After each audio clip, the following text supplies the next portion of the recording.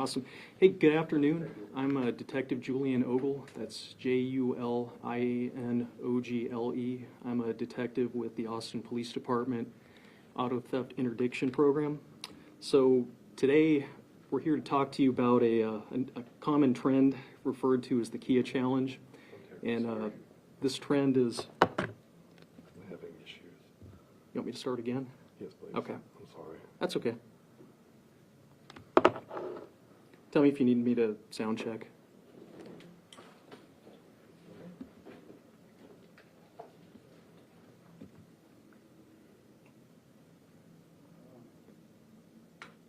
Check 1, 2. Good. Okay. Good afternoon. I'm Detective. Restart this.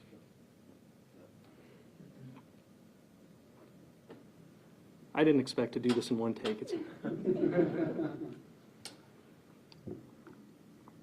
you guys all ready? Okay. All right, good to go? Hey, good afternoon. I'm Detective Julian Ogle. That's Julianogle. I'm a detective with the Austin Police Department Auto Theft Interdiction Program. So today I'm here to talk to you about a trend commonly referred to as the Kia Challenge that you may have seen on social media. So what this is referring to is a trend exploiting a design vulnerability in some Kia and Hyundai vehicles that's allowing them to bypass the ignition using a USB cable. So if you see to the right of me, there is a video. This is an actual active case. And this white Kia Soul is stolen, and the suspect crashed it into the side of a house and then fled the scene. So in a few seconds, you're going to see a second Kia and a Hyundai come into frame, and he runs toward them, and they speed off at a high rate of speed. We presume that those two vehicles are stolen and also have to do with this case. So our objective here today is to give you some tips on how to make these cars less attractive to being stolen, because what we're seeing when these vehicles get stolen is they're being used in violent felonies such as robberies, homicides, aggravated assaults, burglaries, etc. And our aim here is to prevent that today. So in Austin, the statistics have borne out that every month the thefts of these vehicles have risen appreciably. And also statewide, DPS tells us, and this is going off of their statistics, that these vehicles are appearing in the top 10 every month. So I can also tell you anecdotally, I was in a conference call last Wednesday with various representatives from the Motor Vehicle Crime Prevention Authority all across Texas, and each one of them has cited this as being a problem in their respective areas. So I'd like to go into what we're exactly, you want to go back a slide? We're talking about here. So if you see in the picture here, the column has been ripped away completely, and the actual ignition where you put the key in and turn that cylinder has been pulled away. So what that's leaving right there is a metal tag sticking out, and it's thin, and they're using the USB end to go over the metal tag and physically rotate the cylinder in order to start the vehicle. So we want to give you a few safety tips on how to prevent this. And first and foremost is buying a locking bar and putting that on your steering wheel when you're not using the vehicle, and we're going to demonstrate here in a little while of how to do that optimally. Also, there are various commercially available tracking devices, such as AirTags, but not limited to that, that you could invest in. And also, you can install a commercially available alarm system. So with that concludes my remarks. I'm going to pass you off to Detective Jimenez, who's going to brief you in Spanish.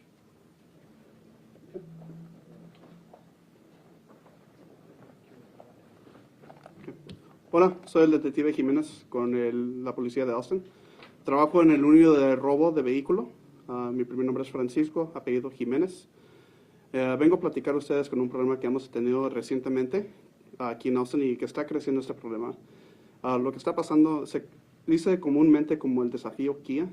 Lo que está pasando es que muchos vehículos Kia y Hyundai, por falta de diseño o por falla de diseño, están siendo robados bastantes. Entonces, lo que está pasando es que estos vehículos se están usando en crímenes violentos como robos armados, asaltos agredidos y tiroteos. Entonces, por eso venimos a platicar con ustedes para traer atención a este problema, para tratar de resolverlo, para tratar de bajar el robo de vehículo aquí en Austin y también para mejorar la seguridad de nuestra gente aquí en Austin. Vamos a platicar sobre un video que tengo. Este es un caso que tenemos abierto nosotros, donde un Kia que es robado usando este método es chocado en una casa aquí en Austin y el sujeto huye del vehículo, corre del vehículo y se presume que se mete a otros dos vehículos que son un Kia y un Hyundai y manejan a alta velocidad. Eso es el caso que tenemos abierto y si tienen avisos o si saben quién es esta persona, por favor contáctenos y díganos. Entonces, vamos a platicar un poco de estadísticas aquí en Austin. Okay. Han estado aumentando los robos de vehículos Kias y Hyundai aquí en Austin.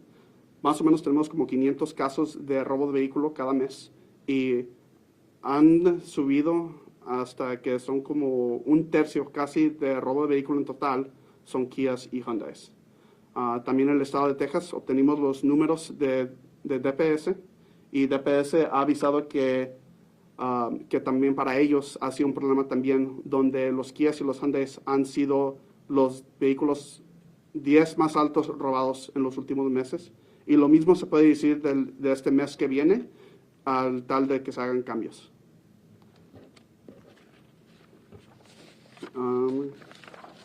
Queremos dar avisos nosotros para la prevención de robo de vehículo. La prevención más que estamos avisando nosotros sería que pongan una barra para bloquear el volante, para que los sujetos, aunque se metan al vehículo, no puedan voltear el volante. Y la otra sería instalar un rastreador de GPS y también meter un sistema de alarma al vehículo también para prevenir el robo. ¿Preguntas? Paige Hubbard with CBS Austin here. First, thanks for having us here today. My question is, how is APD working to make sure that those who are found committing these crimes will be held accountable? So APD has been making arrests in these cases, right? So whenever the vehicle is found occupied, right, an officer runs a license plate, vehicle comes back stolen, the officer will try to make contact with the driver to make an arrest, right? If it's found unoccupied with no suspect leads, then that would come to our unit, to the auto theft detectives, to find out if there are leads, to see if we can identify a suspect and write a warrant to make an arrest. About how many arrests have you all made as it relates to this type of crime? I don't have the numbers. The vast majority of our arrests are made by patrol officers who come into contact with those vehicles while they're occupied. Yeah. With the shortage of officers, does that impact detectives looking into these cases or anything like that? It has. I mean, obviously, if we had more detectives or more officers, we'd be able to have more of an impact on this. But we're doing the best we can with the resources we have. Do you know how many detectives you need to be at, the proper staffing to where you can look into these cases, properly? I can't say specifically. I mean, obviously, these cases have grown significantly in a short amount of time. So we're doing the best we can to work the caseload that we have. But we do have a lot of cases, and we're working as hard as we can to try to solve those cases. Let's talk a little bit more about those numbers. I saw the graphic y'all had up. It was from 2022 till 2023. Correct. Are y'all able to give us a hard number as to how many of these thefts have happened within a year span or a 6-month span even? We can try to get those numbers for you, right? But at this moment, we just wanted to show the increase in a recent amount of time, right? And you can see pretty drastically that it goes from 33 to 150, which is 6x that amount, or 6 times that amount.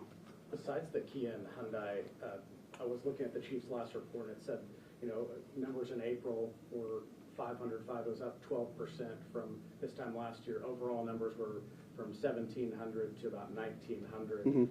What are you seeing, around the city and the increase in auto theft? Is it kind of everywhere? Are there certain hot spots? So auto theft is a lot of times it's a crime of opportunity, right? It's people leaving their keys in the vehicle while the vehicle is running, leaving it unattended at a business, right? Or people leaving their keys in their car while the vehicle is unlocked while at the residence. Auto thefts, I've been in auto theft the last 3 years. Auto thefts have been going up every single year. I can't say exactly why that is, right? If it's because of rising population, or and why it happens more in one areas than in others, right? It's maybe it's population density. I can't say for sure, right? But there's different, just for, I guess for context, right? There's different things in auto theft, right? There's some vehicles that you're going to steal them because you're going to sell them, right? So they steal a different vehicle that they might sell. They might steal a vehicle to commit a robbery with it or something like that. So it's different. There's a million different things. There's not just one type of auto theft for one specific reason. What we're seeing is that a lot of stolen vehicles are being used in other felonies across the board, whether that be robberies, aggravated assaults, homicides, burglaries.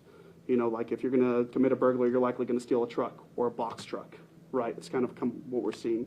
So there's a different type of, for whatever offense you're going to commit, there may be a specific vehicle that is sought after or used for in that incident. Are you seeing more crime in the domain at all? We've had a lot of reports come in from that area. I mean, could you say that that is a hot spot? I mean, would you say that?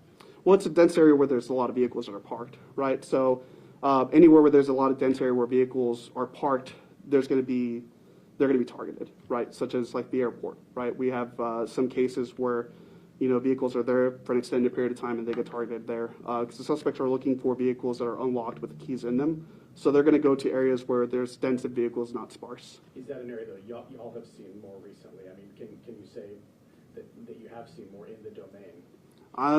I can't quote that specifically, but I can just say across the board, across the entire city, auto thefts are up, you know, and in a dense area like that, I would suspect that that would be an area that it would go up.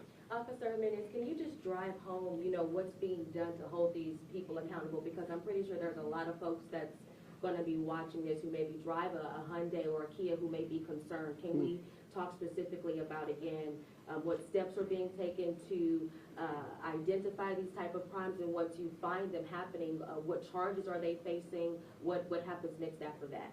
So whatever these type of case, right, if we find the subject operating the stolen motor vehicle, if they were to be arrested, they would be arrested for one of two offenses, right? Theft for the value of the vehicle, which would be a state jail felony, right? Or if not, it would be unauthorized use of a motor vehicle, which is also a state jail felony.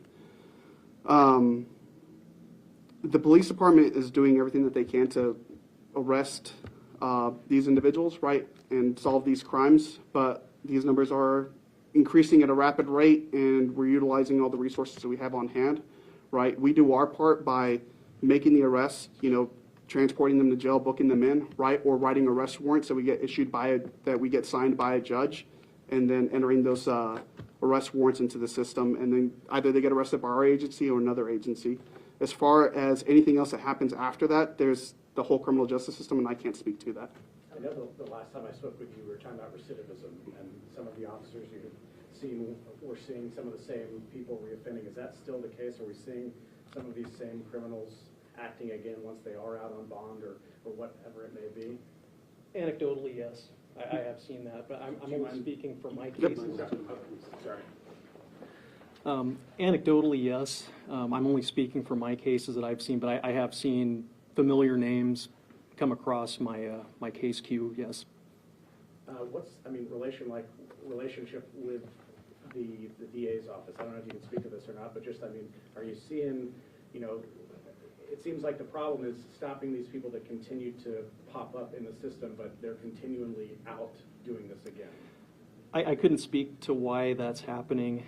It is my understanding that for some state jail felonies, there's a diversion program, and I don't know what the exact criterion are for somebody to be part of that program, but some people are going through that. But again, I couldn't really speak to that.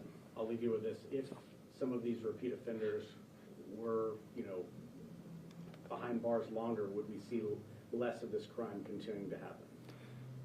I believe that I do believe that is the case, because from experience being a new officer on patrol, you know, for example, I recall we were having issue with car burglaries in probably about the 5 through 7,000 block of 35 northbound and southbound, where the hotels are kind of around 290 and 35 between there and 183. And this was happening pretty frequently.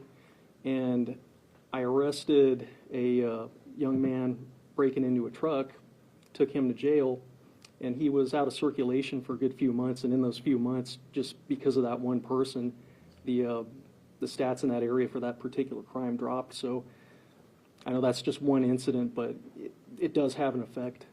Last question from me. How did you all find out that these crimes were happening in our community? Well, just the sheer number that we were seeing from the thefts of these Kias and Hyundais, and also all those same videos on social media, we see them too. And a lot of times patrol officers will they'll see some of these same individuals maybe on social media. They'll take a picture of that and let us know. And in these specific cases, are you still seeing the teens with the, I mean, I know that TikTok challenge and all that. Is it teens or you said, I mean, what are the age ranges? I don't have that specifically, but it's overwhelmingly juveniles.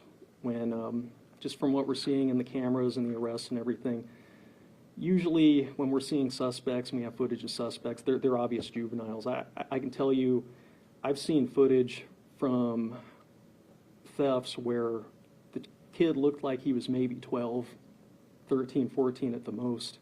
And that's specifically with the Kia Hyundai? Correct. And one more, sorry, I have one more question. Did you all say that you do have a specific unit investigating this, or can you give us a little bit more about, is there, specific detectives that are looking into this crime? So we the auto theft interdiction unit, we take anything that's a vehicle, heavy equipment. Essentially, if it has a VIN and or rolls on the road, we investigate it. And you just notice certain trends in the cases you receive, and the trend we've been noticing has been the uptick in these Hyundai and Kia thefts, and also from talking to other units, we have a lot of overlap with all different units. For example, burglary, robbery, homicide are big ones. So, for example, you might have somebody rob somebody for the car, or they steal a car and they're committing other robberies. So we have a lot of overlap with that. So it's something that other units have brought up as well. Okay, thank you. Would you say us showing them, hey, all you need is a USB or social media account, showing that encourages these people to commit these crimes? I don't think so, because we're not telling them anything they don't already know at this point. Because, like I mentioned before, this has been going on since about 2 summers ago, about summer of 2021. So that cat's out of the bag. This is a completely well-known thing for anybody who wants to take advantage of that. So at this point, we want people to have these cars to know just how vulnerable they are, and we'd be doing them a disservice if we didn't tell them, honestly, because the number of people who don't know about this, usually older adults, it's pretty high.